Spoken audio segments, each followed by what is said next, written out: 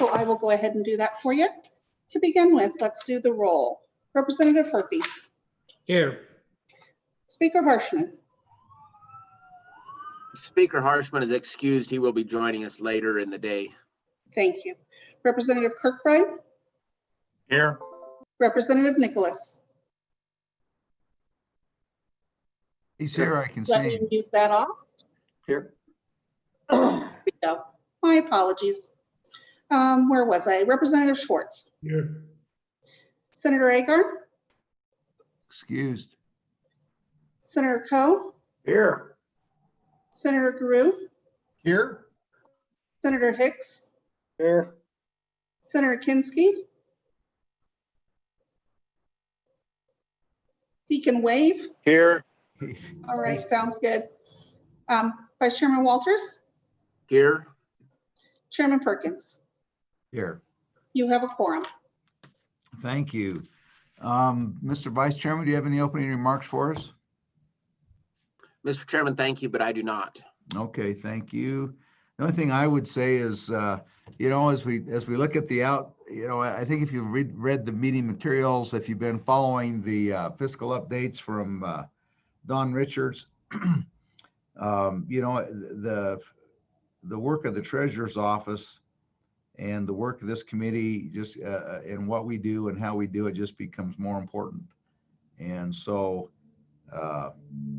you know, as we do that, you know, this stuff just, you know, it just continues to be a tremendous blessing that people went before us, a lot of them, you know, including Hank, Senator Coe and others, the Senator, we got a few that are still there, Senator Bebout, Senator Coe, Senator Scott, and lots of people who were before them, you know, put this together. And we've, you know, it's just turned out to be such a godsend and a lifesaver for the state financially. And I just hope that, you know, we just need to continue to view that and do the work that we do and help the treasurer and continue to benefit. It's just going to continue to benefit Wyoming into the future. And so with that, we'll go ahead and get started. So I think next on the agenda is Ian, I think is going to remind us of some of our statutory responsibilities. So, Mr. Shaw. Thank you, Mr. Chairman. Appreciate it. Since the second part of the interim, the term, I won't go through the statutory duties per se. I think just a quick introduction. Your staff has changed with the committee this year. Don Richards, of course, is still helping out, and he still is the one with a substantial knowledge base. We're indebted to him for helping us get caught up with this committee and everything that you do, which is important work. Holly Scott from the Budget Fiscal Division is now helping staff the committee. You'll be hearing from her today. Karen Bond, who you've always heard from, the legislative editor from the Budget Fiscal Division, and I'll be your legal staff this year. And so we'll do our best. This, you know, needless to say, capital finance is a complicated issue, and there are a lot of things, but we're doing our best to be able to serve you the way we need to. One thing I want to talk about briefly was just the issues that are scheduled to be considered by this select committee during this interim from the interim topics that were approved. Needless to say, our statutory responsibilities include monitoring investments and the capital finance policies of the State Treasurer's Office. We'll be reviewing reports. The reports that are available are on the agenda now. However, if you look through our statutes, many of them aren't due until November 1st. So our November meeting will include all the rest of those reports. The second topic on our interim reports is capital gains and losses and the treatment of capital gains and losses and income and adjustments to the corpus and other mechanisms to increase the corpus relative to inflation. Mr. Fleming will be beginning to address those issues at 1 p.m. today. Spending policies reviews, the State Treasurer's Office and a report is due on November 1st on that issue pursuant to statute. So we'll be part of that issue will be discussed today, and Ms. Scott will be discussing a report she's done that discusses those spending policies. But that work will be finished up in November, and then LSO prepares a report for this committee that is then transferred to the rest of the legislature later on in November. Public purpose investments is also a report that is due in November, so we'll be tackling that issue in greater detail in November as well. Performance compensation is something we'll be reviewing later on in the interim. Again, a report is due in November for that, so that's scheduled for our November meeting. Yeah, and to the State Treasurer's Office recommendations for our spending policies. With that, I think I'll let you get to your business unless the committee has other questions of LSO. Thank you. Are there any questions for LSO or comments at this point in time? Thank you, Mr. Chairman. There appearing to be none. Thank you, Ian. The I think next one we've got Jennifer. We got maximization of school trust land parcels in Teton County and discussion of HB 162. So I think we've got Jennifer. Is Jennifer on? Yes, Mr. Chairman, I'm here. Here we are. And Yes, I'm- go ahead. So I think you and Jason Crowder are set to speak on this. So we'll go ahead and turn time over to you. Thank you, Mr. Chairman. Good morning. I'm Jennifer Stockton, the Director of the Office of State Lands and Investments. And as you mentioned, with me today on the Zoom is Deputy Director Crowder. Thank you for the opportunity to address the committee today on House Bill 162. The legislation requires OSLI to solicit proposals on opportunities for development of school trust lands and other state trust lands located in Teton County. The goal being to maximize value of the parcels to the greatest extent possible. We have been working diligently to solicit proposals. As I mentioned, Deputy Crowder's on the call. He has been tasked with overseeing this program for the agency. So with that, I will yield the floor to him and he will provide an update to the committee on our progress to date and our plans for moving forward. Okay, thank you. Mr. Crowder. Thank you, Mr. Chairman. As the director noted, we have begun our solicitation of proposals. As the legislation mentioned, we were to, prior to soliciting those proposals, ensure that a map of all the state lands in Teton County, as well as a list of all those lands, was available for public view. We have done that via our website. We have also added on that website a Google form for folks to submit those proposals to us, and also they can review the legislation to ensure that they understand what they're submitting the proposals for. So we began that effort on August 1st as the legislation contemplates. We did a lot of that internally. In fact, we did all of it internally. As you recall, the legislation appropriated $75,000 to the office so that we may work with a consultant to do that work for us. Through the budget cuts, that $75,000 suffered in that. And so we pulled all of that work internal to us. But I do believe we have the ability and skill available internally to complete the expectations of the statute. So we have developed that website. We have pushed it out to the world through our Gov delivery process. We've also talked with the Jackson Hole News and Guide to have them spread the word as well. So I believe we've got a broad reach out there to get as many proposals as we can. So we have started collecting those proposals. The legislation anticipates that we would conduct a feasibility analysis on each one that has come in. We haven't started that process yet. We've only received 4 proposals to date. It's important to note that the deadline for proposals to be provided to the office is October 2nd. There is a report due per the legislation back to the Capital Finance Committee, as well as Joint Appropriations and the Board of Land Commissioners, and that report is not due until October 31st. So we anticipate beginning our feasibility studies of each proposal that comes in after that October 2nd deadline.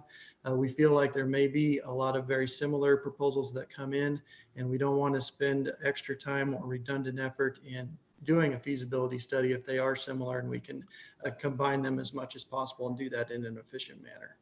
So once we start that process of developing the plan, we are going to create a matrix that doesn't necessarily score each proposal, but it speaks to each section of the legislation and how the proposal meets it.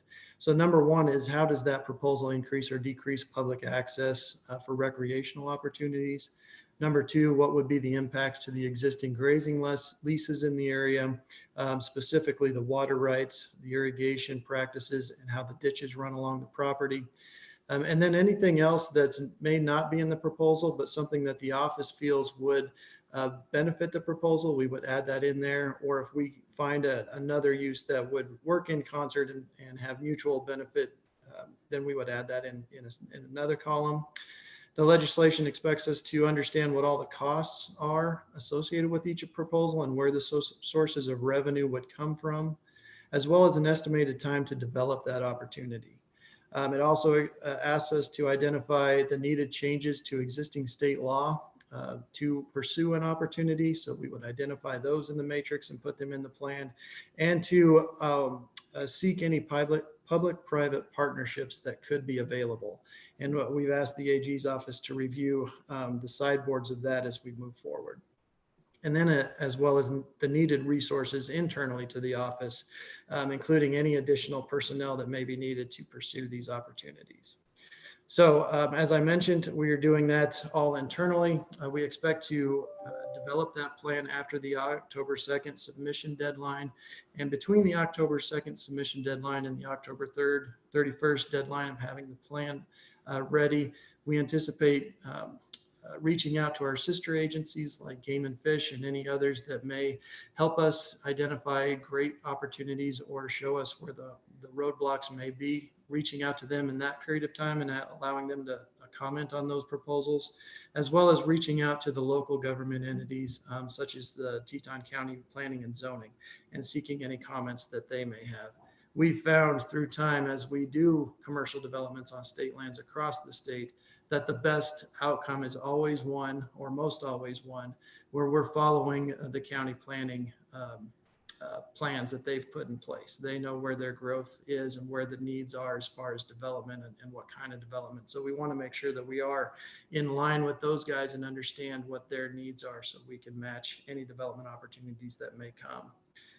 As I mentioned before, to date, we have received 4 proposals. And again, we haven't done the feasibility study on them, and they're very high level. But the first one was to look at land exchange possibilities with the federal government, which is something that we continually do and is a good idea. The second is to do a land swap with the federal government to get the land that's currently occupied by the Jackson Hole Airport. The third is to the third is pretty much just a comment, but it says they do not support any sale of state land within the county. And the fourth and final one is a tunnel system.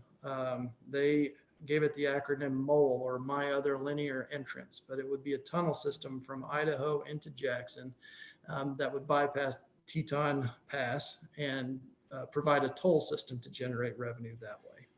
So those are the 4 proposals that we've received to date. Again, the deadline for that is October 2nd. We've received a lot of phone calls, Mr. Chairman, about the process in submitting these proposals. And our answer has been, we're going to leave this wide open. We don't want to leave anything on the table. So we don't want to put up a sideboard that might sort off something that could be beneficial now or in the future. So please, just whatever you think, put it in. And I do remind them that this is a solicitation of proposals for opportunities. So these are opportunities. They're not necessarily leasing applications yet, but that it's a logical next step that they go to the leasing stage or they go to some kind of application stage so we can take some action in the future. But the way the legislation is written is it's a proposal on opportunities. And so when I mention that to them, and as they do their due diligence from the phone calls that we've received, they start to say, well, I'm not sure that I want to give you the dollars and cents right now then.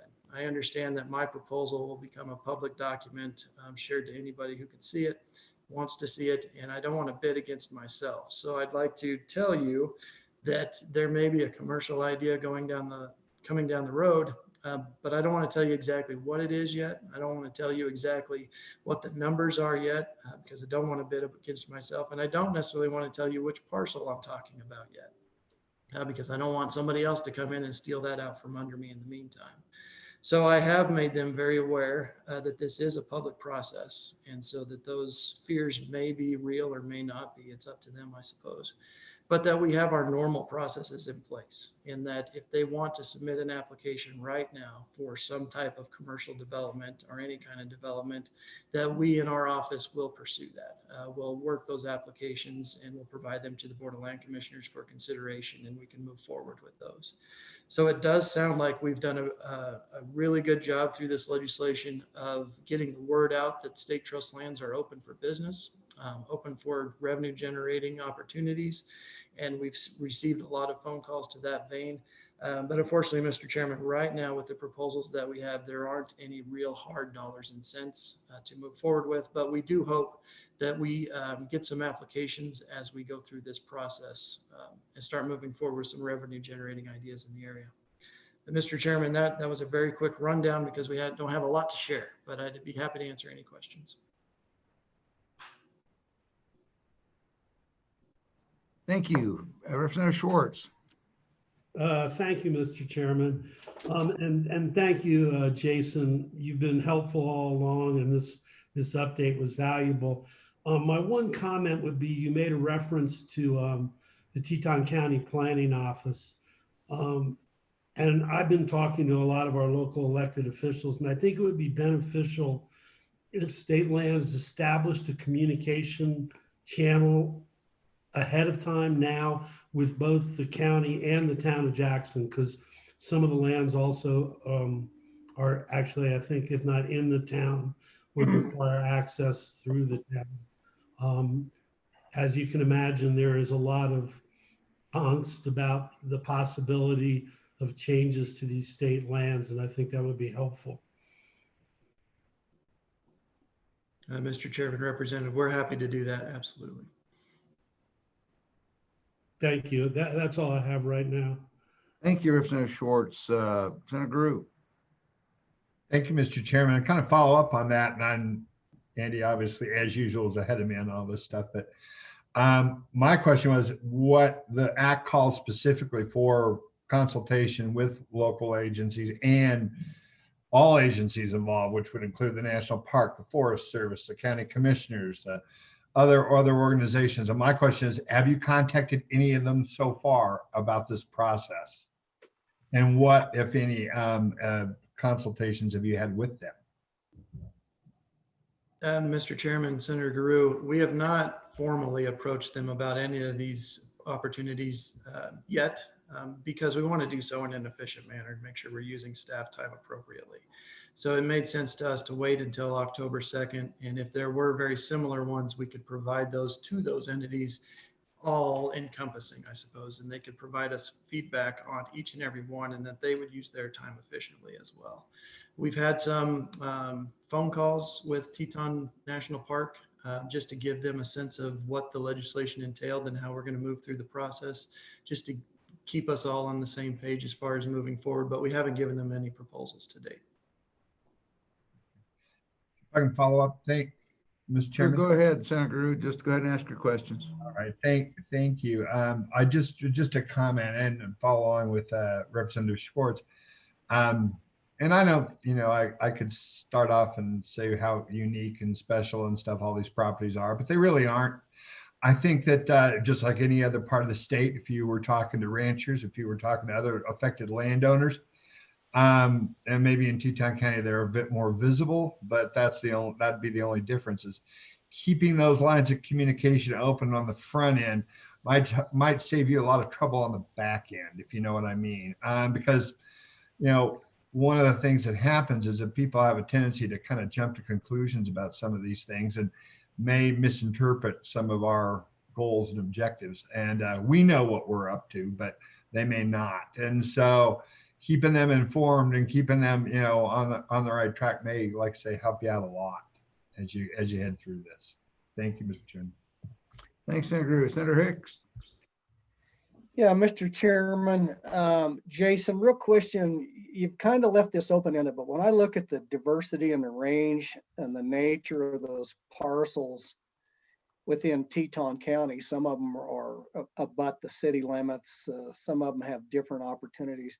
But you're talking about putting together some ranking matrix, and at least for those who've been around for a decade, know all the gyrations we've had with the Kelly parcel and the Park Service, and yeah, we've been up and down and around and around and around that block. So how do you, within your matrix, some of these really do lend themselves to commercial development outside of having to deal with a federal agency.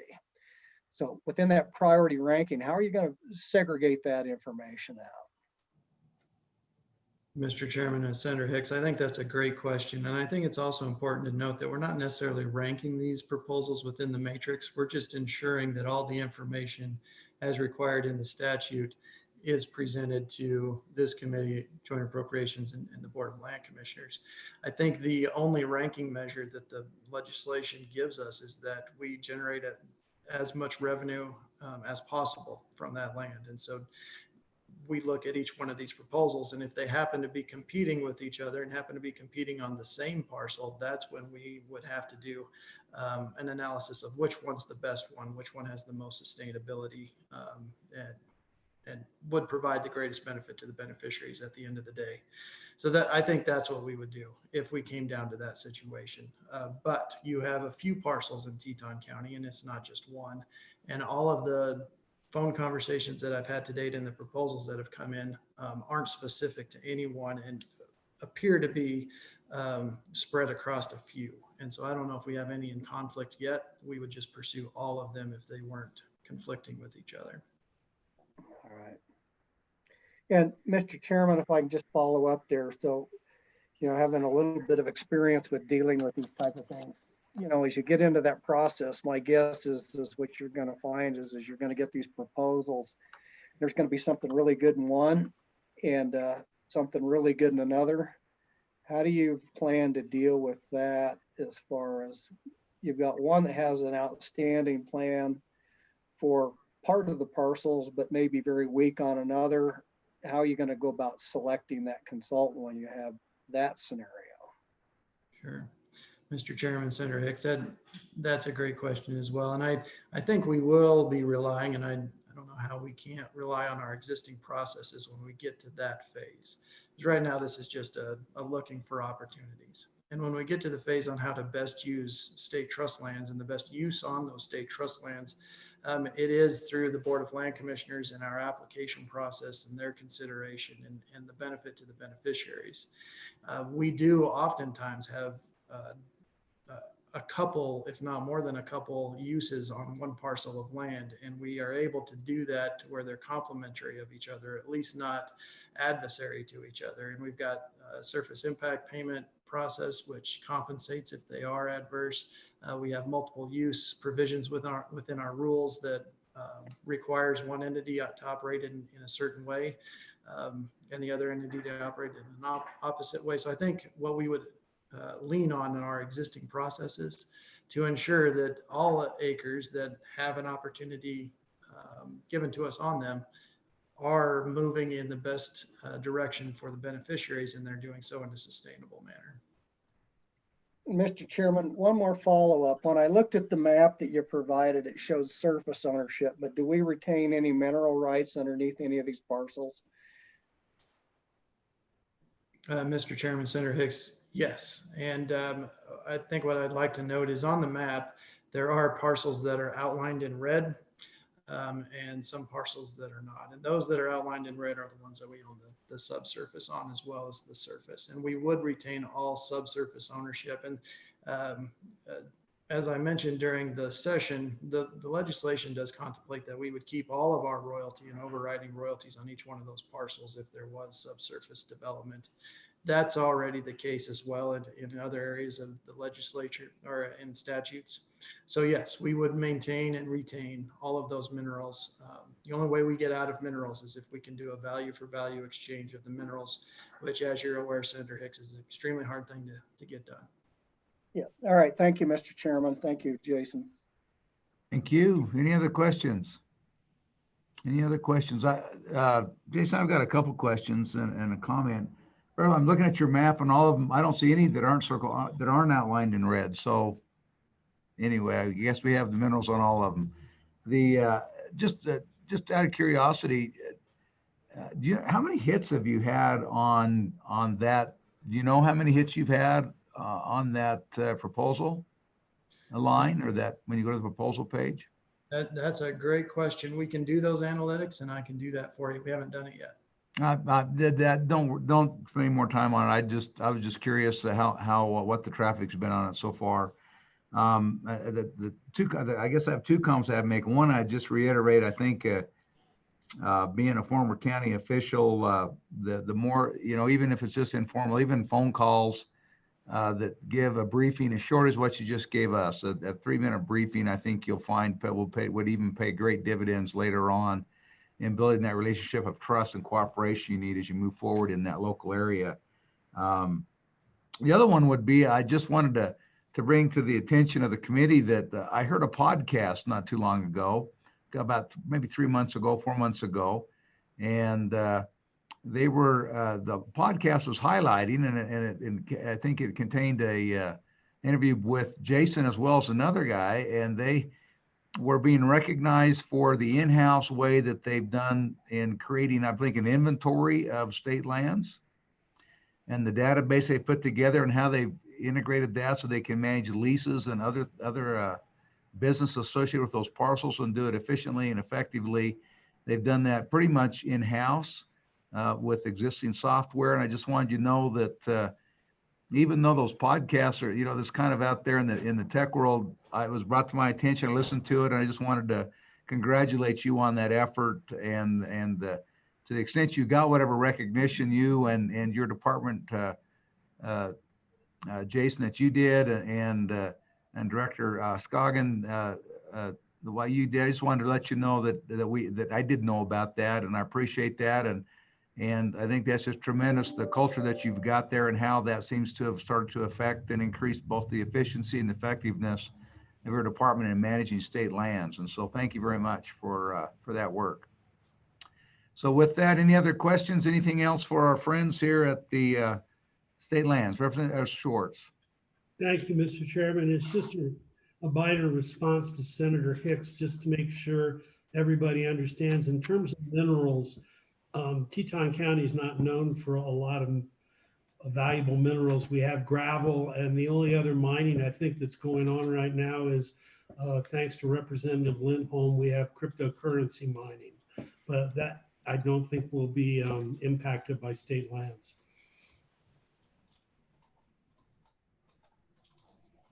Okay, well, thanks for that. Well, we can double check that against the geological survey map. So anyway, thank you. If we're done with that, then thank you for that. We'll go ahead and let the folks from State Lands get back to their daily business. Next item, we've got suspended policies and the Mr. Chairman, I see Senator Guru would like to make a comment. Oh, Senator Guru, sorry. Actually, I just wanted to let you know that we have a guest with us who I think might want to make some public comment on this issue. Oh, thank you for that. Yes, before we leave that, we do want to take public comment on this. So thank you very much, Senator Guru. So if we do have public comment, who do we have for public comment today? Hi, Mr. good morning. Chairman. So hi, good morning, Ms. Matson. I guess it is. Go ahead and identify yourself, and we'd love to hear from you. Thank you. Thank you. Good morning. Thanks. I'm Leslie Matson, and I'm president of the Grand Teton National Park Foundation. Thanks for letting me join just to make a couple comments. I wanted to let you know we very much appreciate the state's need to monetize their holdings in Teton County, and our team here at the Grand Teton National Park Foundation would like to be part of the solution that benefits the people in Wyoming. We have a history of doing that. You're probably aware of our lead role in the purchase of the Antelope Flats property back in 2016. I'm just here to confirm with you all that there is interest in the Kelly parcel by the National Park Service, along with other partners, as well as us and other conservation partners and other interested parties. Just FYI, I'm sure you all have been tracking this, but the Great American Outdoors Act, which was recently passed and signed into law by President Trump, provides unbelievably significantly increased funding for the National Park Service. and other public land agencies to engage in land transactions. So there's more money than there has been ever before. Just to remind you, the Kelly parcel contributes to the park in our region in numerous ways, including big game habitat, seasonal migration routes that connect the park with Winter Range near Pinedale and other points south. Public access is important and consistent with the solutions that we are considering to maintain and keep that parcel available for the public to continue and use it. And basically, we just wanted to say, you know, we're an entrepreneurial, creative organization. We have a track record of working with the state and our federal partner, the National Park Service. And we want to be here for you and for our state to try to come up with a solution that works for Grand Teton National Park and the state that we live in. So just wanted to let you all know that. I've been talking to our friends in Teton County, our elected representatives, both Mike and Andy, will continue to do that. All right, well, thank you, Ms. Mattson. Does anybody have any questions for Ms. Mattson? Senator Hicks. Yeah, Leslie, thanks for providing that information. The curiosity I have when it comes to the public access component, in fact, what we've typically seen is it reduces public access for hunting. I think that's something that as we move forward, if there's any proposals, I'd like to see that incorporated to maintain that as far as that Kelly parcel, because it provides public recreation opportunities for the people of the state of Wyoming and those outside the state of Wyoming that to hunt on that section right now, where if that would become a normal part of the parcel of the park, other than elk, that opportunity would be lost to the public. So just kind of not always increases public access. In some cases, it actually diminishes it or reduces opportunities. So anyway, just something to file away. Thank you. Thank you for that. We are tracking on that, certainly. Thank you. Any other questions for Ms. Mattson? Thank you very much, Ms. Mattson. We appreciate you spending the time and effort to come today and talk to us. Thank you. Sure. Thank you. Is there any other public comment? Do you have anybody else for public comment today, Karen? No, sir, she was the only one. All right, thank you very much. So let's go ahead and move now on to item 4, spending policies and BWMTF reserve account distribution timing. So Polly Scott. Polly, I think you're on. Thank you, Mr. Chairman. Good morning, members of the Select Committee. Polly Scott, Senior Fiscal Analyst with LSO, your Budget Fiscal Division. I've submitted a memo that's in your meeting materials. It's on the website. It's labeled 4-01. And I will share my screen so that we can kind of go through that together. Let me share my screen.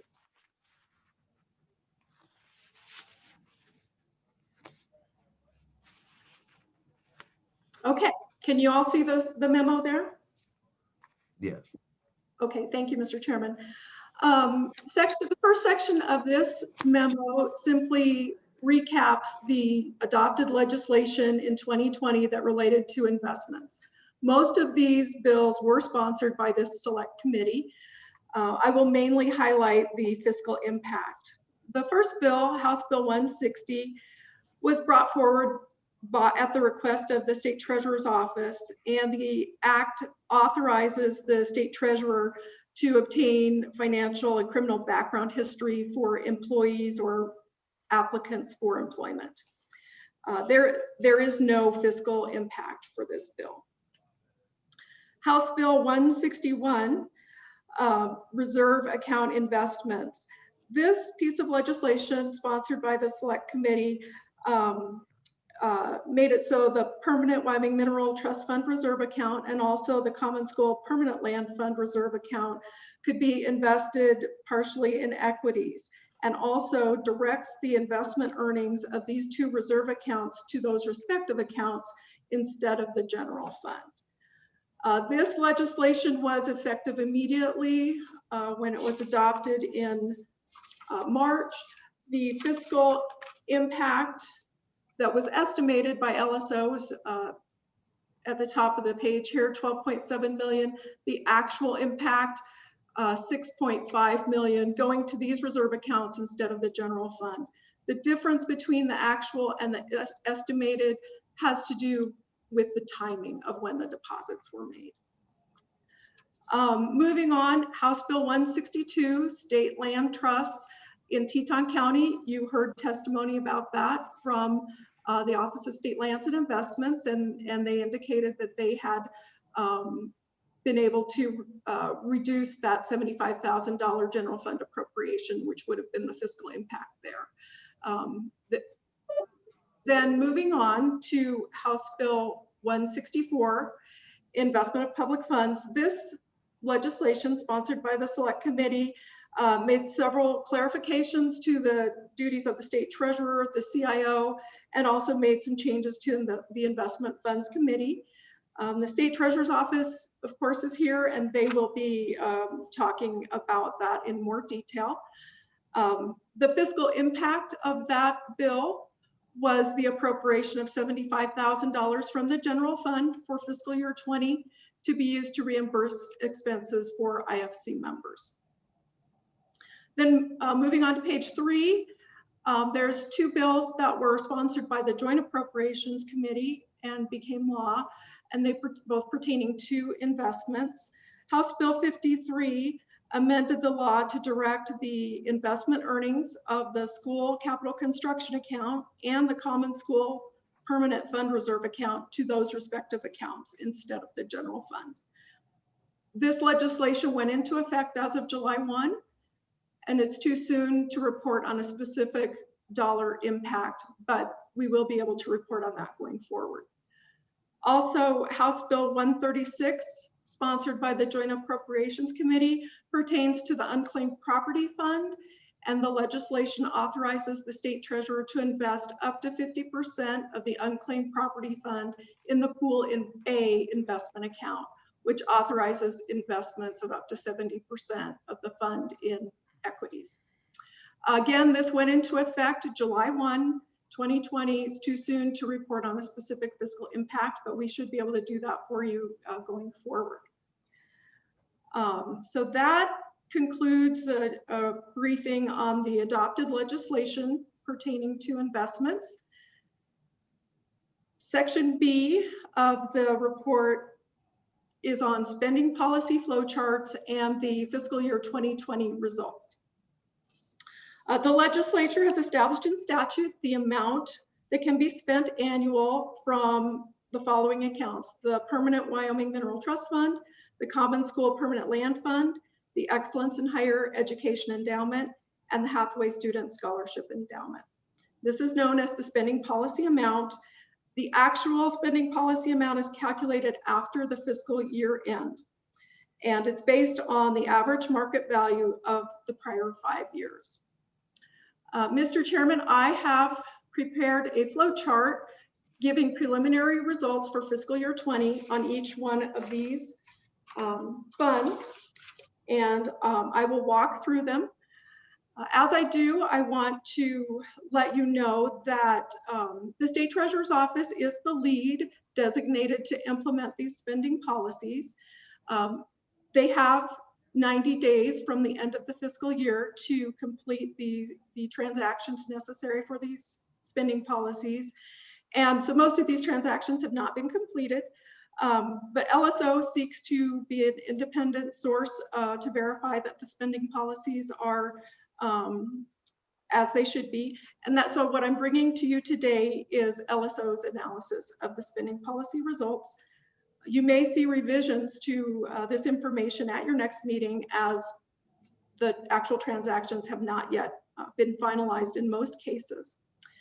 I also just want to emphasize, as I go through these spending policy flow charts, that I'm talking about rounded numbers. When the actual transactions are completed, the numbers will not be rounded. So starting with the Permanent Wyoming Mineral Trust Fund, the spending policy amount for fiscal year 20 is 5% of the 5-year average market value of the corpus. And I should mention that that is the maximum spending policy amount. the guaranteed spending policy amount is 3.75%. And you'll see how that works as I go through the flow chart. And I hope you can see my cursor on the screen because I'll point to the boxes as I'm talking about each box. So the market value of the corpus at the beginning of the fiscal year was $8 billion. The 5-year average, $7.6 billion. The investment earnings, meaning interest, dividends, and realized capital gains for fiscal year 20, $242.8 million. If you take this $242.8 million as a percent of the 5-year average, that comes to 3.2%, which is below the 5% maximum spending policy amount. The next step of the spending policy directs that 2.5% of investment earnings be provided to. Yes. Could you enlarge your screen? I'm having trouble reading it. Yes, I could do that. Senator Kinski, turn your phone sideways. Is that better, Senator Kinski? Much better, thank you. Is that even better or worse? Okay. It's kind of like the eye doctor, better or worse, better or worse. Thank you for that comment on how to present this so that you can see it better. So the general fund, the next step is to give 2.5% of the investment earnings to the general fund for fiscal year 2020, $189.9 million. I want to remind you that, well, first of all, just to reiterate that it equates to 3.2% of the 5-year average market value, which is below the maximum spending policy of 5% and also below the guaranteed spending policy of 3.75%. There is already legislated a step down in the maximum spending policy amount. It's not gone into effect yet. It goes down to 4.75% for fiscal year 23, and then down to 24% for down to 4.5% for fiscal year 24. So that is already legislated, but has not gone into effect yet. Now, the next step of the spending policy provides that half of the amount of investment earnings over the 2.5%, but under the 5%, should be split evenly and deposited into the Legislative Stabilization Reserve Account, LSRA, and the Strategic Investments and Projects Account, SIPA. So the amount that's over the 2.5% in dollars is $52.9 million. Half of that, $26.4 million, will go to LSRA. The SIPA account, it is guaranteed the 1.25% spending policy amount. 26.4 million of that will come from investment earnings, and then the remainder, to get it up to the 1.25%, which is 94.9 million, will come from an infusion from the Permanent Wyoming Mineral Trust Fund Reserve Account. So that'll be $68.5 million coming into the SIPA account. Now, just to speak a bit about the other. So Polly, Yes. and Yes. so if we're going to have, you said about 64 million come out of the reserve account to fund SIP up to the 1.25, is that correct? Yes, sir, 68.5 million. And so then the estimated available balance in the PMTF reserve account then will drop by a similar amount. So the reserve account will drop down to 2.4 million, or 240 million or so and change. Right? Mr. Chairman, the 307 million estimated available balance for June 30th, 20 includes that transfer of 68. Okay, so they're really the beginning balance then was, are you telling me it was closer to 370 some million, and then the 64 has already come out of that? Is that what you're telling us? Mr. Chairman, none of these transactions have been made at this time, but that is the estimated amount that will be transferred to guarantee the SIPA 1.25% spending. And that comes out of what estimate? I'm trying to get at, Polly, is what will be the estimated available balance left in the reserve account after that transfer is made? That's what I'm trying to figure out. Mr. Chairman, $307 million. Okay, so that is after. Okay, thank you. Thank you, sir, for asking that question. Now, just to speak a little bit about some of these other dashed lines, if the investment earnings were above the spending policy amount, that overflow amount would go into the reserve account. That's not the situation this year. And then there is a cap on the reserve account, and the cap is 150% of the spending policy, maximum spending policy amount, which calculates to $569.8 million. In this case, we're not at that. We're at about 54% of the cap. I will remind you that Senate File 98 was sponsored by this select committee in the 2020 session, and that would have reduced the cap on this account to 100% of the spending policy amount. That did not become law. And with that, Mr. Chairman, just a comment on these boxes at the bottom of the flow chart, which are tinted in gray. Though that's a preview of aspects of the spending policy that don't apply in fiscal year 20, but will apply in fiscal year 21. And with that, Mr. Chairman, I could pause for any questions or discussion. All right, thank you, Representative Schwartz. Thank you, Mr. Chairman. I think, I'm not sure who this is a question for, but on the legislative deficit control account, I somewhat recall when we created it, does it have any limitations on how the money can be spent or any description, or is it just another holding account? Mr. Chairman, I would have to check more specifically on that. Perhaps Ian Shaw might be able to answer that question for us if he's available, or I could follow up with you, Representative Schwartz. Yeah, if Ian's not available, I would appreciate a follow-up. Very much. Mr. Richards and Mr. Shaw appeared. So, Mr. Richards, are you going to field that question? Sure, Mr. Chairman, Representative Schwartz, it does not have any specific limitations on the spending.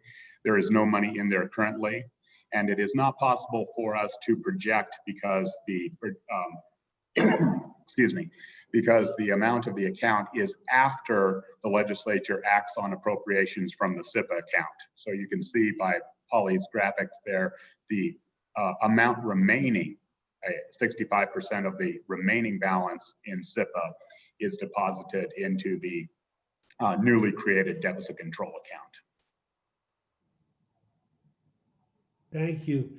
I guess while we're on that box, can I ask another question, Mr. Chairman? Sure. So on the Wyoming State Penitentiary construction account, if we wanted to defer that 10 million, would that require statutory action? Mr. Or Polly, whoever's going to answer that. Mr. Chairman, I was going to ask Don Richards to respond. Mr. Chairman, you would, it would require a suspension of that deposit. And that could be done on an annual basis, or it could be done, you know, for a couple of biennium at your discretion or the legislature's discretion. Thank you. Thank you. Other questions at this point? Senator Coe. Thank you, Mr. Chairman. I guess I go to school major maintenance. So does the overall perspective change as well? If we decide we want to spend, you know, divert more out of SIPA for school major maintenance, does that take legislative action as well? Richards. Mr. Chairman, Senator Coe, yes, it does.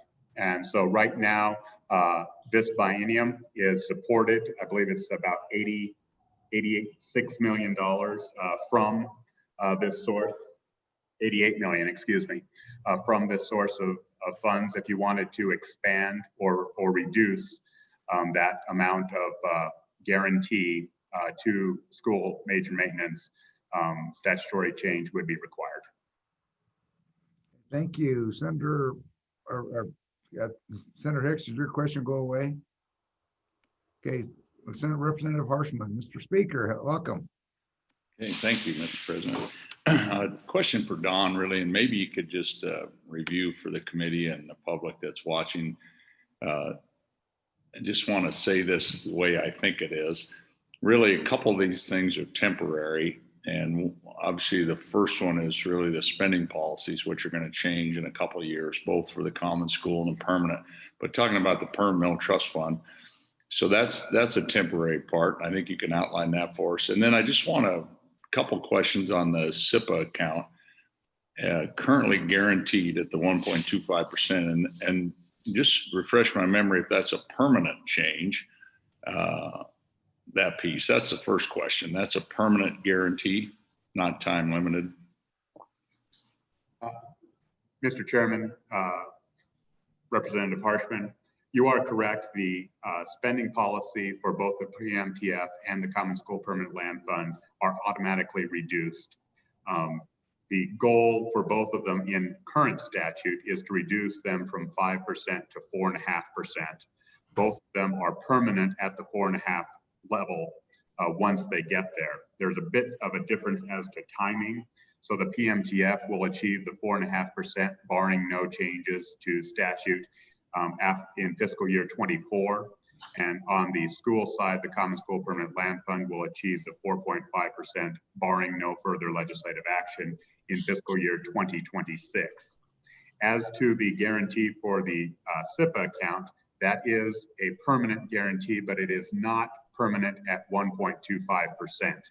That amount also will ratchet down, and by the time you get to 4.5%, I believe that amount will just be 1% guaranteed rather than 1.25%. Okay, thank you. And then, Mr. Chairman, just to follow up, is the 0.45% of the SIPA school major maintenance is a permanent change, and then the 10 million to the Wyoming State Penitentiary, I think that's a 25-year statute, I think, if I recall. And I think this deficit control account goes away in a couple of years. That's where I'm heading with this, try to understand it. Yes, Mr. Chairman, the school major maintenance, 45% is in permanent law, so it would take legislative action to modify that. The state penitentiary capital construction account diversion is about 15 years left. Okay. It concludes on June 30th, 2034. I think it originally was a 20-year, and we started it about 5 years ago. And then the last question was, I believe, with respect to the legislative deficit control account. That is also permanent. That is not temporary and goes on into perpetuity until such time as the legislature makes a amendment to that. The challenging thing with the nuance, I shouldn't say challenging, the nuance with the deficit control account is that the amount is transferred after the session. So the session and every session will determine how much you spend out of the SIPA account. And after all appropriations are accounted for from the SIPA account, then the computation is 65% of the remaining balance is shifted over to that deficit control account. So, Mr. Chairman, then just to follow up, here's how I understand this. So if we go forward and take this 10% cut in the spending policy from 5 to 4.5% down the road, in reality, then it's going to be a 20% cut because those are going to be taken on the SIPA.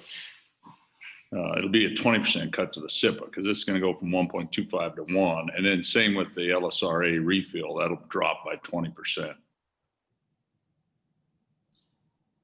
Mr. Chairman, Representative Harshman, that is correct. Okay, thank you. Thank you, Mr. Chairman.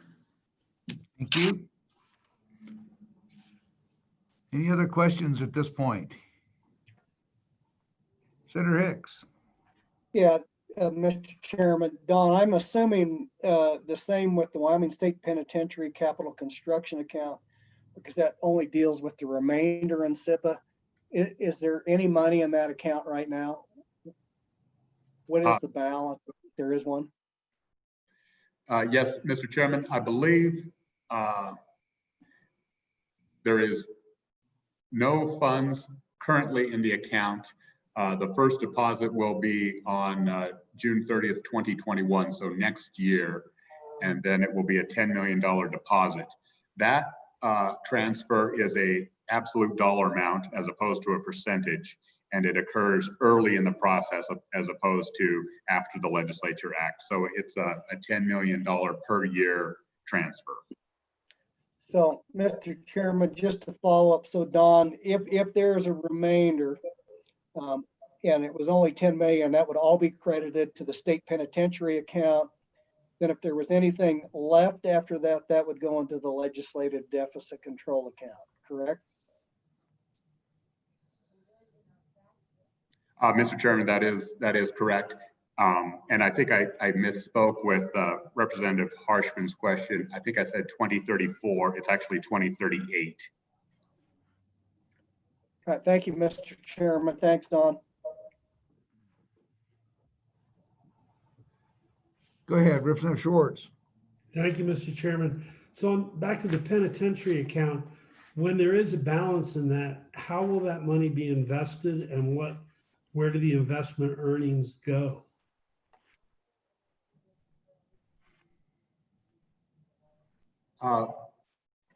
Mr. Chairman, Representative Schwartz, I believe the investments within the Wyoming State Penitentiary Capital Construction Account are invested in Pool A, which is similar to the Game and Fish Fund or the Wyoming Cultural Trust Fund, which allows some equity exposure to that. That's where the 2034 date comes in that the investment gets shifted into a more conservative investment in 2034, even though it continues to build until 2038, in anticipation that there may be some demands on those funds for state penitentiary construction purposes. Thank you. One last question, or one last response. The investment earnings are credited to the account, so it grows over time. Thank you, Representative Kirkbride. Thank you, Mr. Chairman. This is a question for Don. If I can go apocalyptic for a moment. If the legislature decides it doesn't want to raise taxes and it's short of money, is there anything to keep it from voting to raise the spending limit instead of going down with it in the next few years to take it back up to 6%, let's say? Mr. Chairman, Representative Kirkbride, there's nothing constitutionally or statutorily that would limit the legislature's efforts to do that. There is a limitation on the reserve account balance and how much could be guaranteed.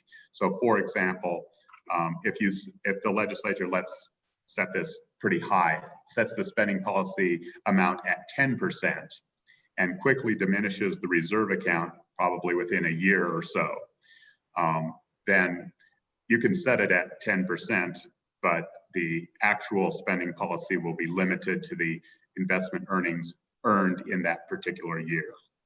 So it might only be 2 or 3 or 4 or 5%. Representative Kirkbride, just go ahead and just ask all your questions. It's fine. Thank you, Mr. Chairman. Don, could those earnings not be supplemented with selling off profitable stocks and harvesting your capital gains and raise that level of income return? Mr. Chairman, the State Treasurer's Office does enjoy significant unrealized capital gains.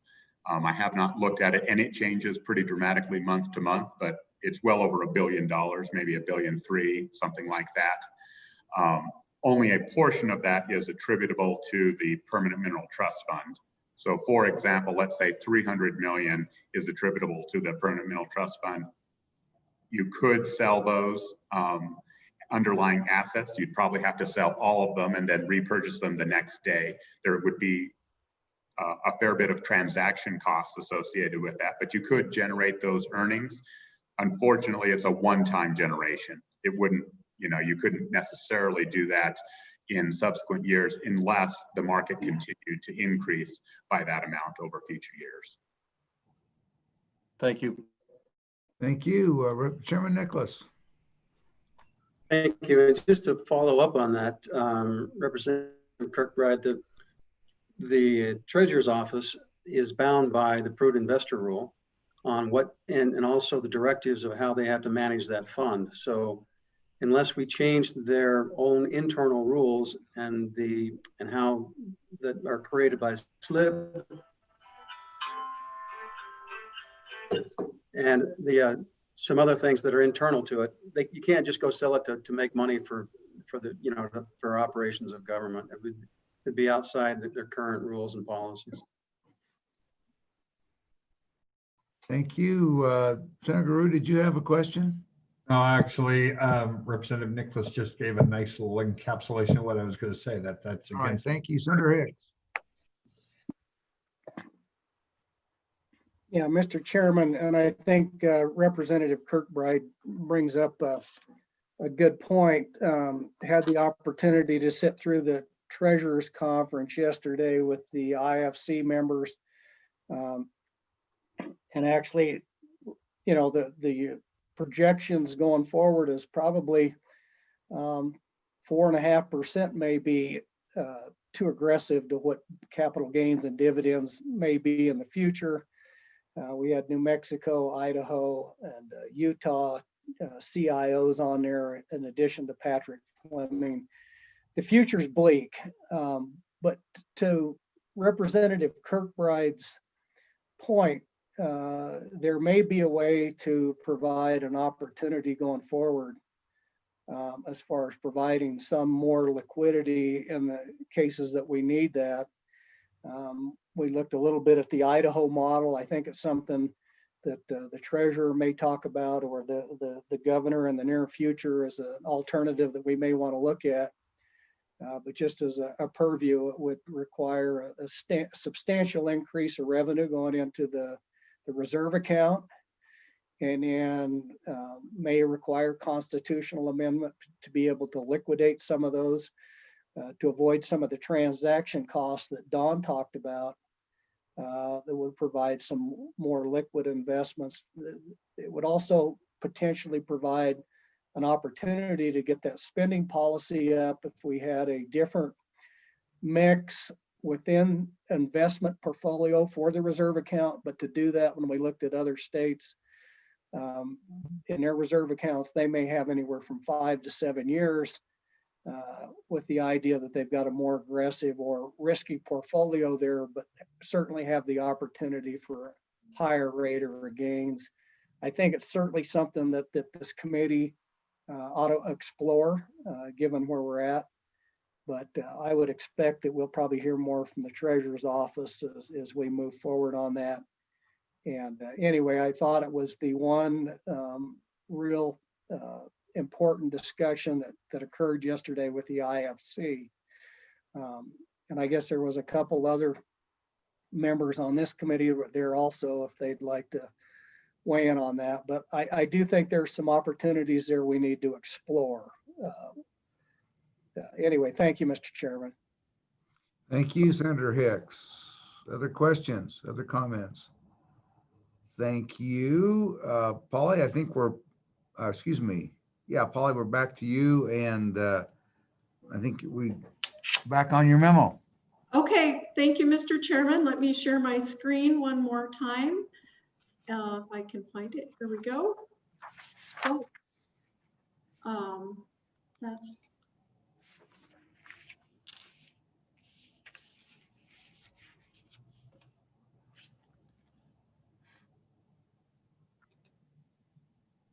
Okay, can you see my screen again? Yes, Senator Kinski, can you see your screen again? Yes. All right, we're off. Thank you, Mr. Chairman. Moving on to the flow chart for the Common School Permanent Land Fund. The spending policy for fiscal year 20 is 5% of the 5-year average of the value of the corpus. And this 5% is the maximum, and it's also guaranteed. So starting here at the top box, the value of the corpus at the beginning of the fiscal year was 4.1 billion. The 5-year average, 3.8 billion. Investment earnings for fiscal year 20, and that's interest, dividends, and realized capital gains, 138.4 million, which is 3.7% of the 5-year average market value, below the 5% spending policy. As has been discussed already, there is already a legislated step down to 4.75% in fiscal year 25 and to 4.5% in fiscal year 26. So 5% of the 5-year average of the corpus equates to 188.9 million in this case of fiscal year 20. So what will happen is that there will be a transfer from the reserve account to the income fund to supplement the investment earnings. That transfer amount will be approximately $50.5 million to get up to the 188.9 million. The estimated balance as of June 30, 2020 is 268.1 million. That's inclusive of that transfer of $50.5 million. You can see that the available balance is pretty close to the cap of the fund, which calculates to be $283.3 million, and by policy is 150% of the spending policy amount. And Mr. Chairman, I will pause for any questions. Thank you. Questions on this? Senator Hicks. Yeah, Polly, where it says at least 2/3 of production of sale of state mineral royalties, that's only off of school trust lands, correct? Mr. Chairman, I would like to have Don Richards answer that. We have unlimited phone a friends, Polly, so it's just fine. You can go to Don as many times as you want. Thank you, Mr. Chairman. Mr. Chairman, Senator Hicks is correct, only on the school trust lands. Okay, thank you. Thank you. Any other questions? At this point, okay, keep going, Polly. Okay, so we'll move on to the Excellence in Higher Education Endowment Program. The spending policy for this endowment was reduced in fiscal year 19 from 5% to 4.75% of the 5-year average market value. The balance of the corpus at the beginning of the fiscal year is 121.3 million. The 5-year average, 119.5 million. Investment earnings in this endowment were quite high at $16.2 million. And the State Treasurer's Office may have some details for you about why that is. That equates to 13.5% of the 5-year market value average. The spending policy of 4.75% equates to 5.7 million in this case, and 2/3 of that's going to go to UW, 1/3 going to the community colleges.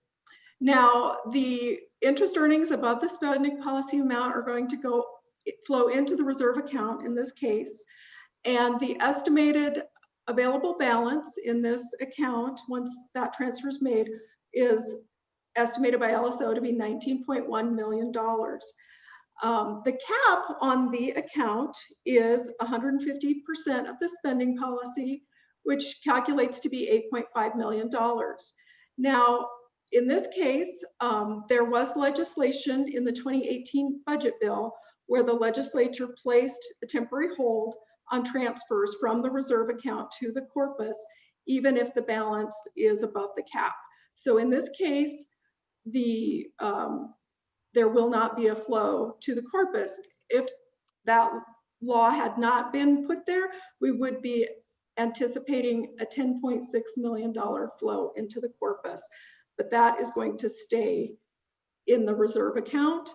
And if no other changes are made, come June 30th of 2021, whatever amount is above the maximum would then go to the corpus.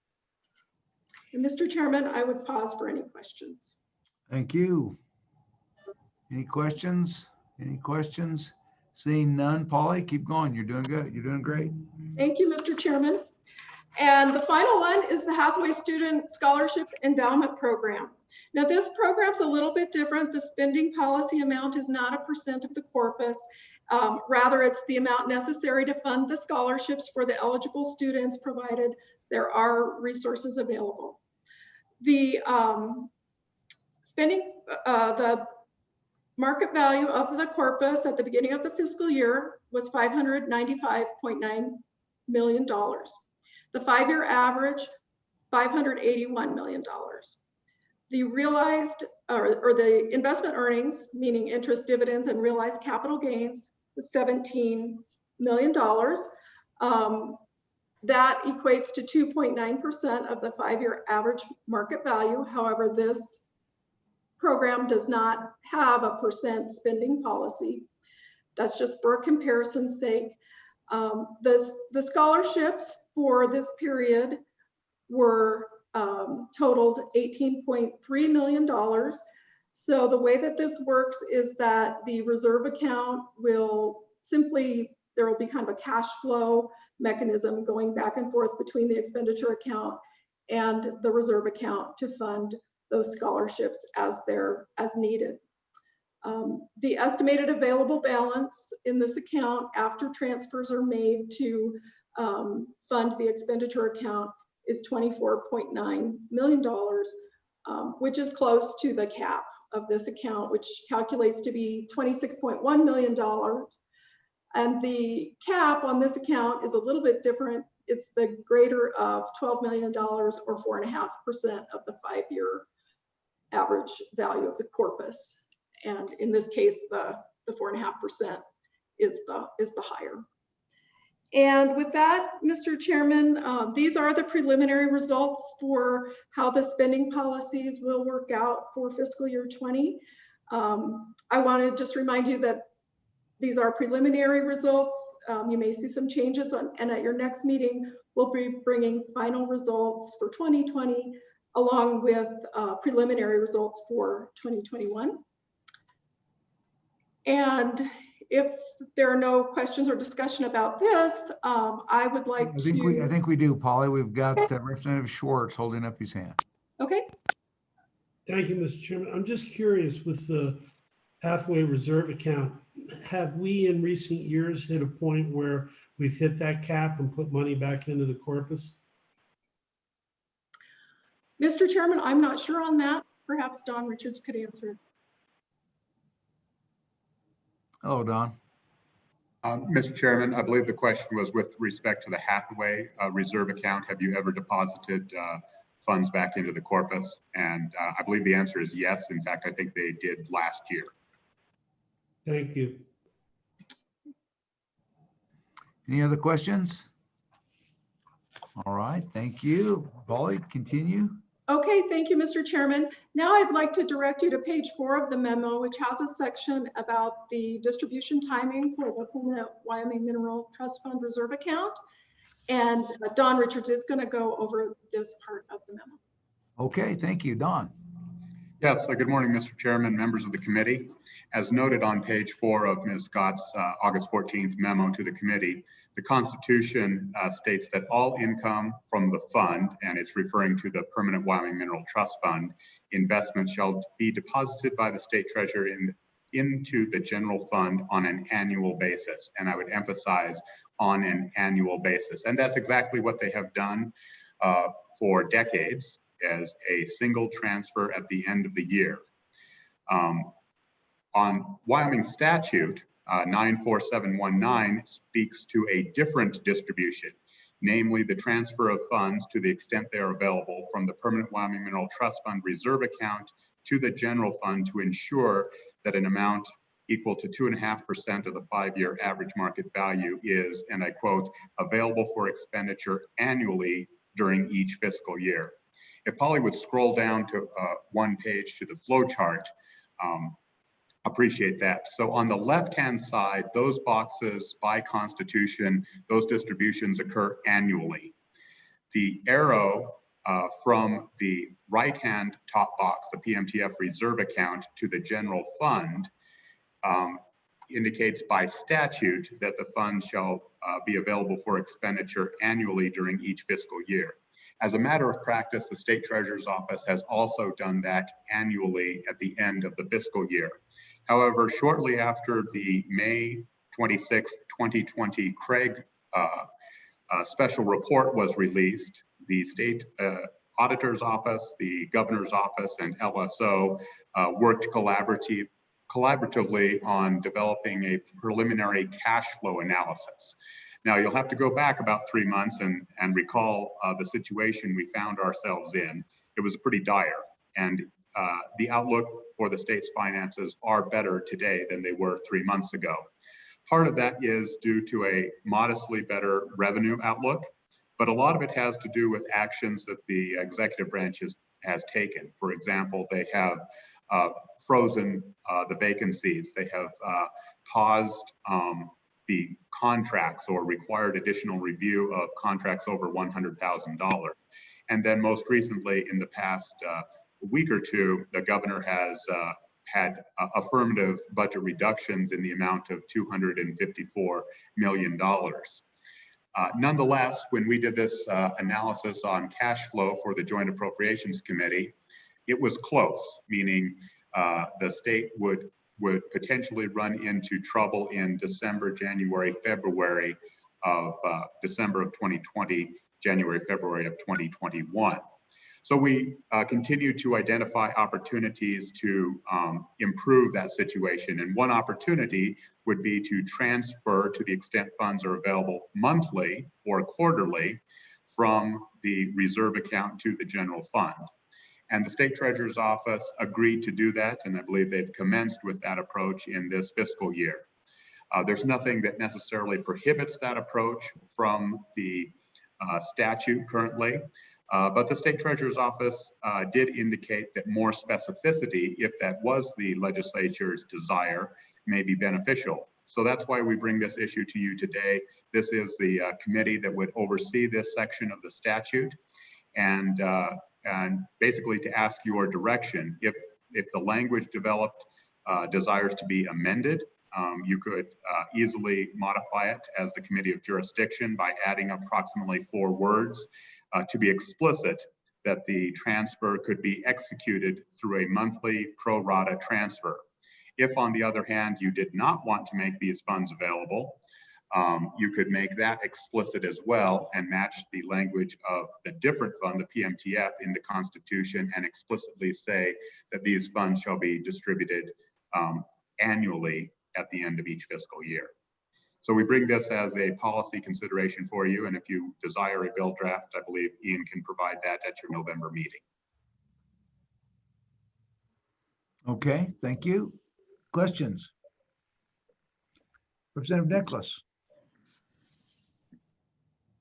So Don, I'm curious, how much did they transfer and when did they transfer? So in fiscal year 2020, no transfer was necessary to ensure the 2.5%. So on the graphic here in the box labeled General Fund, that full $189.9 million was generated through investment earnings, and no transfer was necessary from the PMTF reserve account.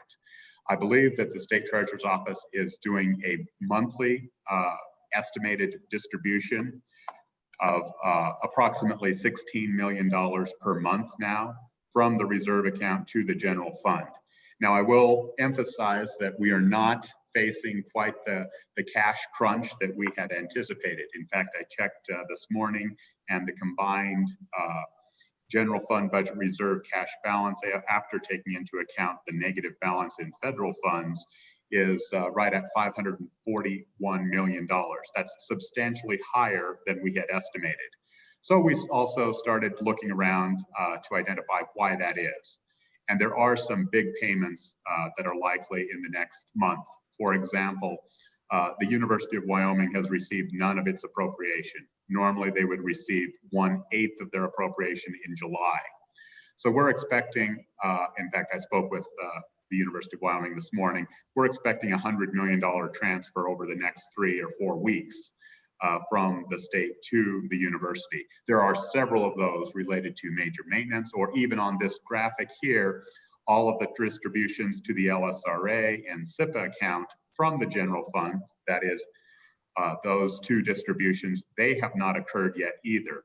So we're anticipating a fair bit of expenditure or transfer from the general fund. We're still well ahead of pace, but it will slowly start to tighten up in terms of cash flow. And so, Mr. Chair, just a couple follow-ups. First of all, I thought that we slowed down the process of how much we give to the UW on more of a quarterly or some other type of a basis, as well as some of those other outgoing funds.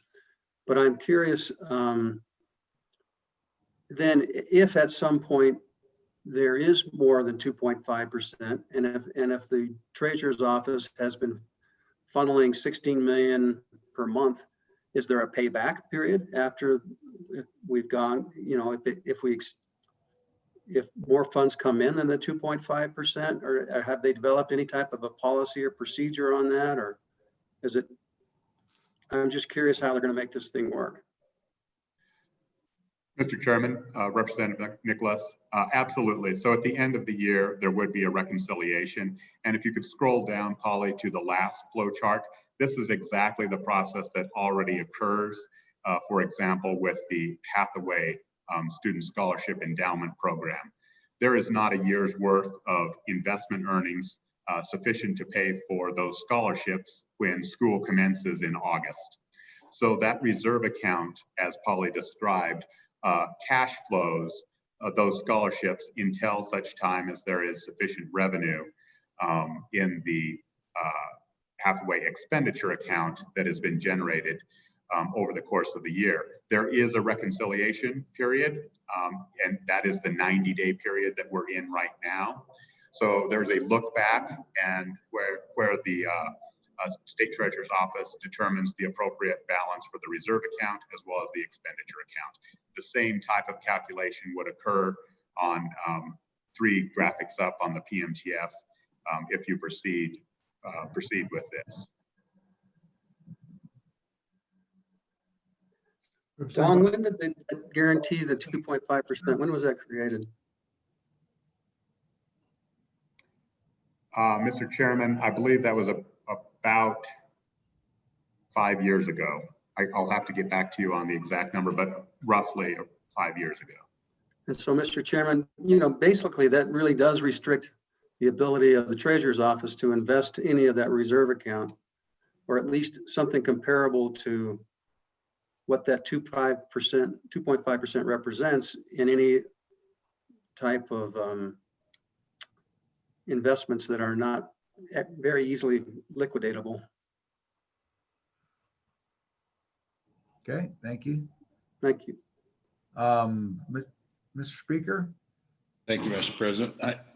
Don, just to, you know, I think we're kind of outlining the benefits, obviously, of a more timely transfer, whether it's quarterly or monthly. And I think even for the administrative side and the executive branch to, you know, it's a little more work, but I instead of the crunch at the end, you avoid that crunch at the end, certainly, that we've seen. But is there any, you know, there's a benefit, obviously, of the cash flow. Are there any other downsides? You know, Representative Nicholas mentioned the investment piece. We allow that with the statute change, those reserve accounts to be invested now. But are there any other kind of downsides to that? Why we wouldn't do it? I mean, any negatives? Mr. Chairman, members of the committee, and obviously we did reach out to leadership, including this committee, prior to the state treasurer's action. There's nothing that prohibits the state treasurer from doing this, but I think they did want this robust discussion. There are 2 downsides. The first of which is there is administration involved. So they had to calculate the 1/12 payment and then there will be a reconciliation period next year. This is not overly onerous or significant, but I don't want to diminish that new cost as well. And then the second thing, as Representative Nicholas alluded to, the balance of the reserve account would not be available for investment. On the other hand, if the general fund truly does need these funds, there is a question of, do you access them this way, or alternatively, do you access them from borrowing from the LSRA or borrowing from the state agency pool? So under both circumstances, there's going to be some limitations on the reduced returns for investment. Okay, thank you. Thank you. Other questions? I've got a couple, Don, just to kind of follow up on those ideas. I mean, like you say, that I mean, at the end of the day, if you have adequate cash flow without doing this, then it's, you know, it's absolutely, it's unnecessary, and it just, all it is just more work for staff. But in times when you've got a cash crunch, I mean, it's true that you make monthly deposits, you've taken that away from the, if you're making monthly distributions, you're taking that away from the ability to invest that on a little bit longer term basis. However, as you just pointed out, you're going to have to borrow that money from interfunds elsewhere, which all that does is change the focus point on where you've got to have your liquidity. And so you end up, if you have to have additional liquidity to borrow out of the LSRA, then there's less investment opportunity in the LSRA. Is that not accurate? Mr. Chairman, that's exactly correct. Yeah. So it's, I mean, it's, again, you squeeze here and it pops out here, and vice versa. Wherever you, it's not, none of the stuff is discrete. It's all intertwined, as Representative Nichols would recognize from our federal U.S. attorneys. They say U.S. attorneys, they always want to say that evidence is inextricably intertwined, and that's what we have with these things. So thank you, Don. Yes, and Mr. Chair, the you know what it really does, it kind of just, it's a kind of a fundamental shift in what the reserve account is for. And I agree, it makes sense that we have something there, particularly as we battle the returns and the adequacy of those returns of even getting 2.5%, but also the way that we've set up our system to have those immediate cash flow crunches in the first 3 to 6 months of the biennium, where you know, essentially we pay out everybody else's bills first before we pay ourselves. And so what this will lean to is turning those reserves account into just a cash flow mechanism versus a tool to help more in line to eventually refuel the corpus of the account. So it just kind of, it's just a change in direction. I think I would agree with you that logically we have to have something there. But if it's going to happen, it seems to me that, but it seems to me that we should be kind of set up the guidelines and the goalposts of when and how that happens, and not make it at the discretion of either the treasurer's office or somebody else. I don't disagree, and I think, and that's the point of my comment is, you're gonna, if this is really a cash flow issue, and it's really about managing cash flow, and we just have to decide where we want that cash flow and where we, you know, it's a policy discussion for this group as well as the legislature as a whole. You point out very well, Representative Nicholas, and that is, you know, where are we going to do this? Where are we going to have this cash flow liquidity? Are we going to enable borrowing out of the LSRA, or are we going to do it out of the reserve accounts? And as we all know, as pressure mounts on the LSRA, as that's depleted, even the ability to finance or to do cash flow interfund borrowing out of the LSRA is going to be substantially depleted, most likely, it appears, over the next several months, over the next year and a half. So those are, you know, it does make a difference how we do it. But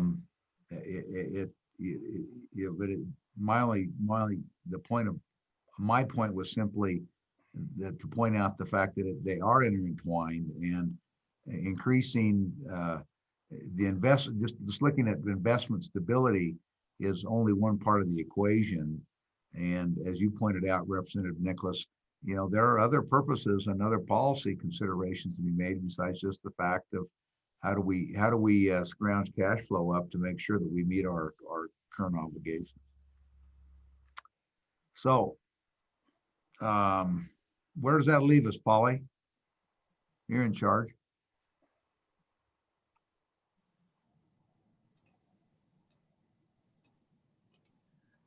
Mr. Chairman, that concludes going over this memo that has been provided. The next item on the agenda is a break for lunch.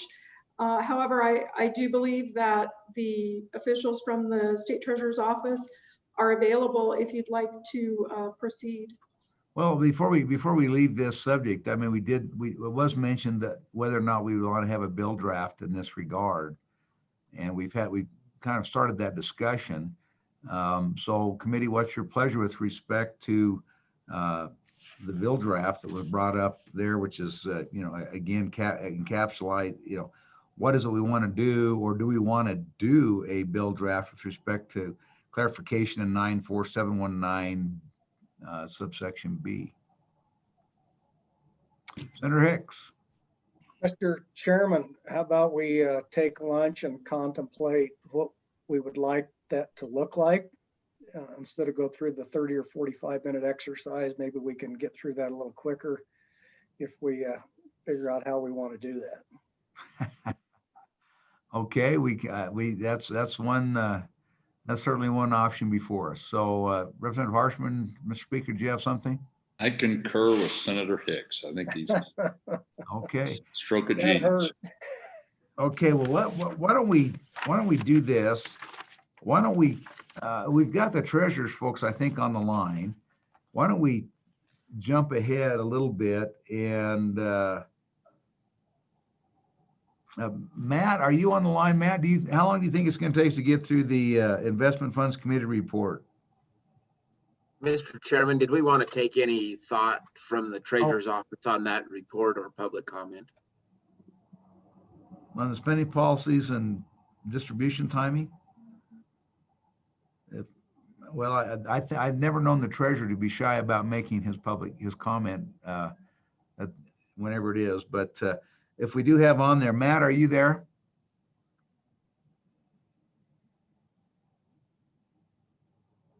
Maybe they're not. I don't see. I see Representative. Chairman, I do not see them in the waiting room at this point, but I have reached out to them to find out if they're available. Well, I'll tell you what, why don't we just do that? Why don't let's, well, I didn't take in, I don't know if there's any public comment on the section we just had. Was there any public comment on that? No, sir, we don't have any public comment. All right. Why don't we just do this? Why don't it's really, we're 15 minutes away from Representative Nicholas. So just a thought, Mr. Chairman, on this idea of the cash flows and the 2.5%, instead of debating it and kind of walking through it after lunch, my thought process, what we really ought to do is ask LSO to prepare in the next month or two, a presentation to us with options of what it would look like. And in order to do it, we're going to need to have cash flow analysis of where the first dollars come in and go out into the general fund, starting the 1st of July through, and Don, you could tell us whether it's 3 months, 6 months, or 9 months, whatever those are, so that when we know that we have high cash flow obligations, so we can understand kind of the spectrum of how much money we need to make available on a monthly basis, or and what the tips are in terms of the needs based upon incoming cash flows, where those cash flows come from, what the history are, and what we can reasonably anticipate with perhaps lower revenues from our revenue sources. And then look at different options. We can do it monthly, we can do it quarterly, or we can based upon a balance and a need, and then work that into one or two drafts that you can kind of circulate to us prior to November meeting. Because we're going to need that information, I think, before we can really put guidelines and structure for any type of a draft bill, if that makes sense. Don, do you need any additional clarification on what Representative Nicholas just asked? I think we could come up with a couple of different ways of approaching this. The cash flow is very challenging because we're anticipating individuals' actions, individuals that we don't control, for example. So like, let's just say the university is a great example. For a decade or so, they have received a payment on July 15th. And it's a big payment, 50 plus, $50, $60 million. Well, they didn't receive one this year. They're going to get one maybe later this week or next week or something like that.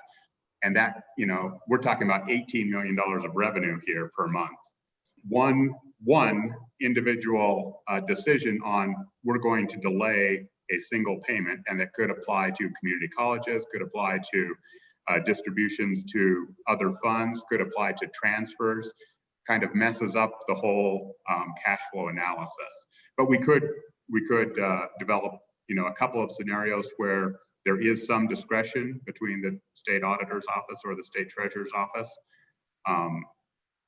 or only when a certain threshold is met, maybe when a general fund balance drops below $50 million, or pick your number, then a transfer is made, or some of those activities could be a solution. Well, Don, and now that you mention that, Don, I think one of the other interesting, just occurs to me that ultimately what we've done is we've taken what one of the purposes of the budget reserve account, and we've more or less, it seems to me, we've more or less shifted it back over between a combination of reserve accounts and including the LSRA. Is that accurate or inaccurate? Mr. Chairman, that is accurate. And for 2 decades at least, the state of Wyoming has enjoyed robust cash revenues, and we haven't had to have these conversations. These are commonplace with all of our surrounding states, almost every state, and they go to the bond market on a regular basis for short-term financing. We have not had to do that. And the same issue actually presents itself on the school side, but we did not raise that because they have a solution for it. And they do have a formalized borrowing where there is a loan that the Department of Education and the State Treasurer's Office engage in on an annual basis, and then they pay it back at the end of the year. But they run into the same cash flow challenge. They just have a different remedy. Right. Well, but even their remedy is to borrow from other general funds, and I think it comes to the point is do we need to have a deeper conversation and recognize where we may be in the next 18 months to 2 years, to where we don't have the fund capacity in between the LSRA, between the budget reserve account or these other reserve accounts to finance those things. Do we need to have a legislative borrowing hole in the card in order to deal with that, or do we need to make adjustments or change authorities with respect to the budget reserve account in the event that our guarantees have drained our various permanent fund reserve accounts, or the LSRA is substantially used, or there's not enough left? Do we need to have a discussion in our budgeting so that we can cash flow? And if we had to go to the markets for short-term borrowing, that we would do that, recognize we still have an obligation to have a balanced budget. Mr. Chairman, I think that's actually what precipitated this conversation.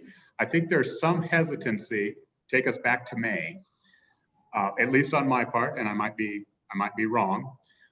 There's some hesitancy to encourage or engage in a discussion where the state auditor is going to exercise her authority to borrow, which she has, from the LSRA, because she has no expectation of revenues that would be sufficient to pay back that loan. So it's not really a question of cash flow on the general fund. They don't have the money to make these payments. Our expected revenue is substantially lower than our appropriation level. So it's not, oh, we just need this money for 2 or 3 or 6 months, and then we will have an infusion of cash and be able to pay back the loan. That is the case on the school side. But on the general fund side, back in May, we were in a situation where there is no expectation that revenues will be sufficient to pay back the loan. So I think she would be challenged to use that statute to borrow from the LSRA. That's why we came up, and it may not be a worthy solution. But this revenue is guaranteed by the Constitution to be deposited into the general fund, and we are shifting that to a cash flow problem by using the reserve account as opposed to using the LSRA. Right, but at some point, the LSRA may be low enough that you can't do that anymore. So then what? That's my point, is then what? So Mr. Speaker. Thanks, Mr. President. And maybe you think about, how big a source of revenue. It's basically 20% roughly now, our revenue. When I first came in the legislature, the Permanent Mill Trust Fund was $2 billion and it generated about 50 million. I think Common School is $1 billion, and so it's just been remarkable, the growth, and then where we're at 20% of our revenue. And I just think, what would you do with our other sources of revenue? Would you wait till the end of the fiscal year and then, hand them out? I mean, you wouldn't do that with sales tax. You wouldn't do it with severance, or, and those have different distribution rates too, but maybe we're thinking about it wrong. And, we had a couple cups of Kool-Aid in front of us a few years back, 4 years ago or so. One was to lower the spending policy, give ourselves a 10% cut in this revenue. And then the other was to lower the reserve account. Remember, the reserve account just a few years ago was at 90%, and the proposal was to take it to 60. And we said no, and we went the opposite direction. We've made it 150% now, which is really remarkable. And we're basically there on the school side, and we're pretty close on the. Maybe we look at it the opposite way, and you pay this thing out front. It's kind of a cash budgeting deal, and you pay the thing up front in July, and then we've got the highest returning money we have, and the permanent fund will come back and pay that thing back at the end of the year. Give it a year to work, and then we don't worry about all this. And then we know we've got this 20% piece of revenue, which is really important. As Don said, it's guaranteed. And so I don't know.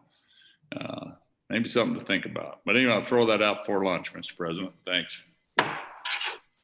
Okay. So with that, I see Senator Guru. Yeah, thanks, Mr. Chairman. Don, it was a question something you just said, and just as the speaker was just saying, something else to think about. You said, or I heard you say, I don't know if that's what I heard right, is some of these drawdowns are out of our control. And then you talked about UW and what they usually get and how it switched. My question, why is that? Is that just something because of this unusual year, because of the pandemic or something?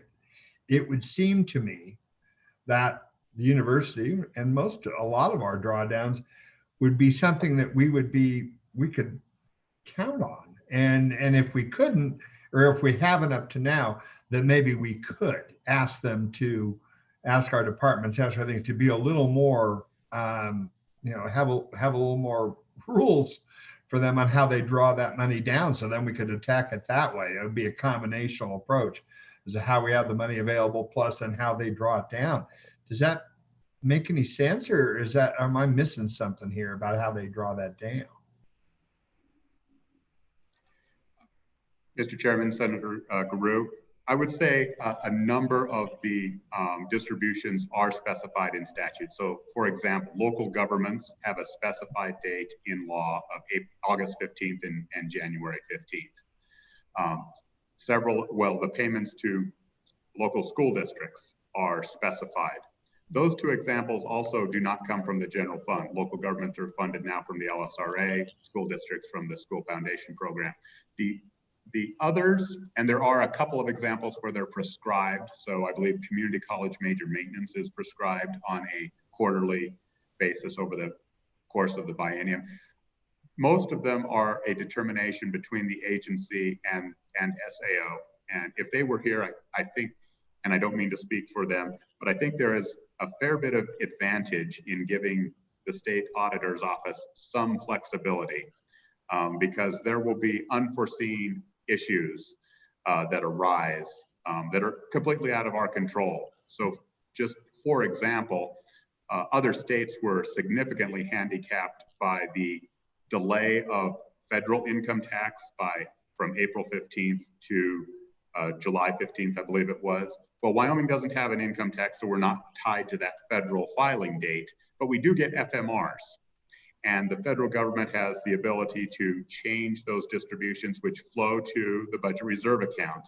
And if they were to, for whatever reason, hold back those payments for a few months, and the state auditor had the flexibility to visit with UW and say, yeah, we don't need 50 million, we can wait a few months, and avoid having to go to the markets or having to go fill out a loan document with the state treasurer's office or some other mechanism, there might be some benefit of having some executive discretion in those movement of funds. Thank you. Thank you. Mr. Chairman. Go ahead, Mr. Speaker. Okay, thank you, Mr. President. I do think though, you know, and I appreciate what Representative Nicholas said about some options, but I think we do get a draft request. I think it'd be good, and then we can work it some more and do those things. But if the committee would so incline, I think, so we can have that draft request ready. And I would just start the thing with a quarterly distribution. And then I think we look at some kind of deal where there's a, maybe it's a slib board, you know, votes to move it to monthly or quarterly or whatever. I think, but you put in motion some deal where there's some flexibility that Don talked about. But I think to start it off with quarterly distributions as a starting point, we might debate and say, no, we want it monthly. We might say, hey, we want it all one chunk at the beginning. We want to pay it up front. So, or we might stay where we're at. So, but I think to get us moving down this road, we need a bill draft to get going. All right. So is that a motion, Mr. Speaker? That's a motion. I'd beg for a second. Vice Chairman Walters thinks it's either, I don't know if it's a victory sign or he thinks that's a second, but anyway, he thinks that's a winner anyway. All right, we've got that discussion on the motion. Representative Nicholas. So I would suggest that the motion would be quarterly, but then also have a provision for an emergency amount in the event of certain needs, Don, that you can work with. Well, and I think that I think that was included in Speaker's motion. It wasn't clear. At least that's what I thought he was intimating. If not, he recognizes it as a friendly amendment. So fair enough. Thank you, Senator Hicks. Yeah, Mr. Chairman, I go back to, I do think Bob made a point earlier that we need to look at alternatives. And I guess one of the things I'd like to look at is if that's one bill draft, that we would look at another, the one that would just set triggers. In other words, when the cash flow become a certain point, instead of just setting a hard and fast, you know, quarterly, that we look at another potential draft that would say, under these circumstances, when we get here, that would trigger that borrowing authority. And the reason I do that is I think it's important. I think it was brought up earlier is the opportunity cost that we lose to derive any interest off those funds if we're just paying those out. And so I'd like to see us look at that as an alternative in addition to just looking at quarterly payments.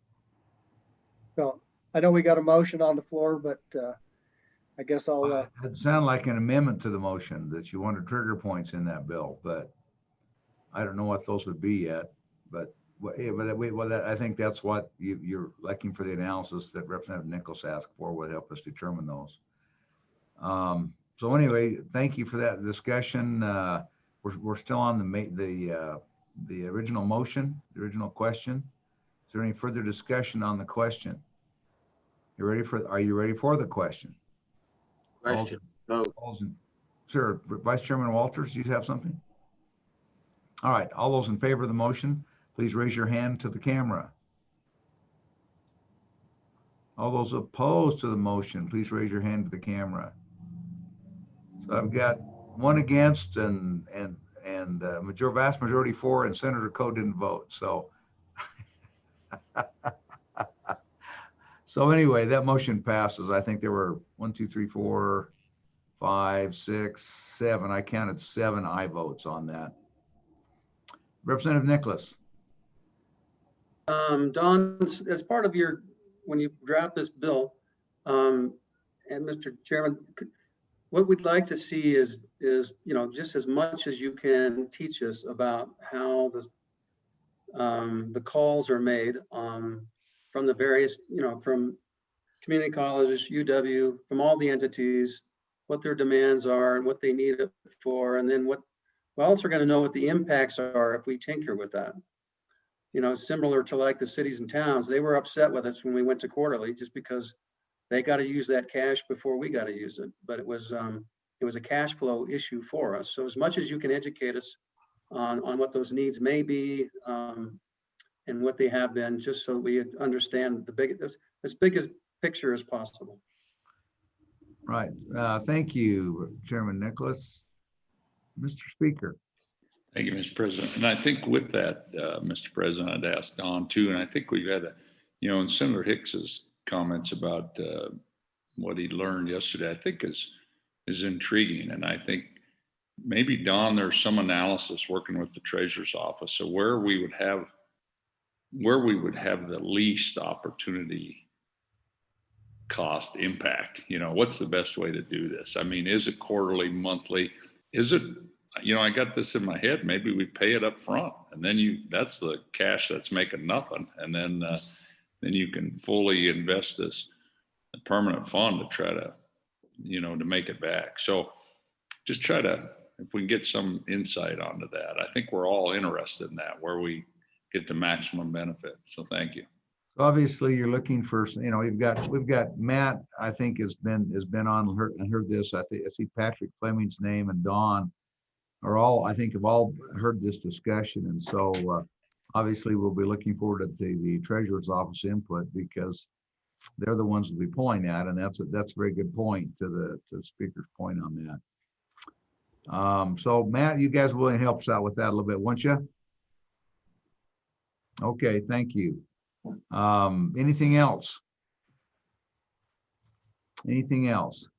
Well, with that, we have managed to occupy our time until 12:03. So why don't we take our lunch recess until 1 o'clock, and then we'll resume. All right? Take a lunch recess till 1 o'clock. And we'll stay on here, and I think we just put this to